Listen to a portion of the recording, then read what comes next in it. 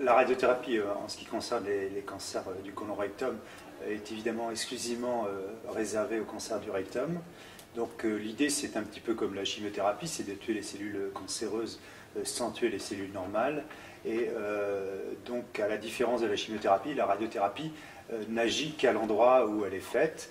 Et c'est la raison pour laquelle il faut une grande précision pour choisir la cible thérapeutique. C'est la raison pour laquelle les patients ont, avant la radiothérapie, toute une préparation en termes d'image, de simulation, de centrage, de repérage, qui permet de faire de ces radiothérapies dans les meilleures conditions possibles.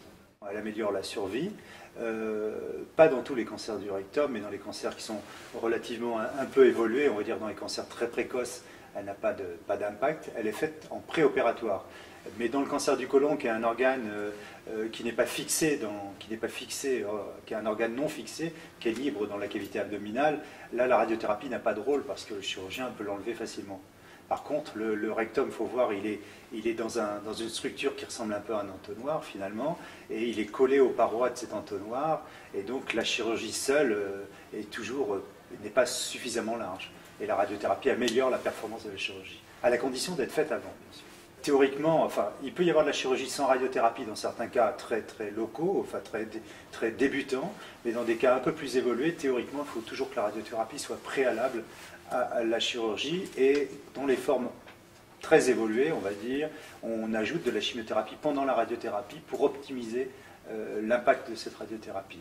Ce qui fait que ça décale la chirurgie, puisque la radiothérapie s'étale, en tout cas en France, en général sur 4 à 5 semaines, donc ça décale la chirurgie 6 semaines après la fin de la radiothérapie, donc ça décale l'ensemble du programme chirurgical d'au moins 10-12 semaines, quoi. Les effets secondaires sont liés à l'endroit où on fait la radiothérapie. Elle ne peut pas avoir d'effets secondaires en dehors de l'endroit où elle est faite. Le rectum, ce qui est autour du rectum, principalement, c'est la vessie et le rectum lui-même. Donc les effets secondaires, ça va être des pseudo-diarrhées qui sont liées à une rectite, une inflammation du rectum, et également une cystite, une inflammation de la vessie. Mais ces effets secondaires disparaissent quand on arrête la radiothérapie. Les séquelles à long terme, théoriquement, il ne devrait pas y en avoir si cette radiothérapie est faite dans de très bonnes conditions. La radiothérapie, même si on essaye d'éviter d'irradier des zones saines, on en prend toujours un petit peu, c'est anatomiquement obligatoire. Et pour protéger ces tissus sains, il faut fractionner. Plus vous faites la dose qui sert à guérir un cancer, on peut la donner 1 fois, en 2 fois ou en 20 fois. Plus on coupe la dose en petits morceaux, plus on protège les tissus sains, tout en conservant l'impact sur les tissus tumoraux. Donc finalement, un malade qu'on veut protéger parce qu'on pense qu'il va vivre très longtemps, on ne veut pas qu'il ait de séquelles, eh bien il aura plus de séances de radiothérapie. Donc finalement, moins la tumeur est grave, plus il y a de séances.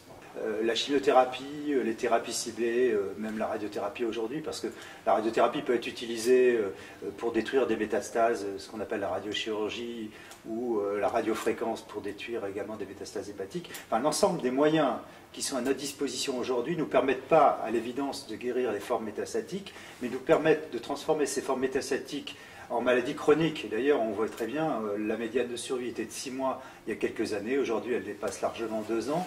Donc, les choses ont changé. Aujourd'hui, on fait des phases, on va dire, on a conscience qu'on guérit très peu de malades métastatiques. Hein, je parle bien des malades métastatiques, on en guérit très peu. Mais on a conscience qu'on peut les prolonger et on s'aperçoit que quand on a obtenu un bon résultat, on peut faire une pause thérapeutique, c'est-à-dire laisser le malade tranquille, sans traitement, mais on sait que ça va récidiver. À ce moment-là, on réattaque la maladie. Finalement, on chronicise, c'est-à-dire qu'on ménage dans le temps tous les principes thérapeutiques que l'on a. On utilise tout. Donc ça, la chirurgie, la radiothérapie, la chimiothérapie, les thérapies ciblées, et il y a une combinaison qui fait qu'on peut chroniciser cette maladie.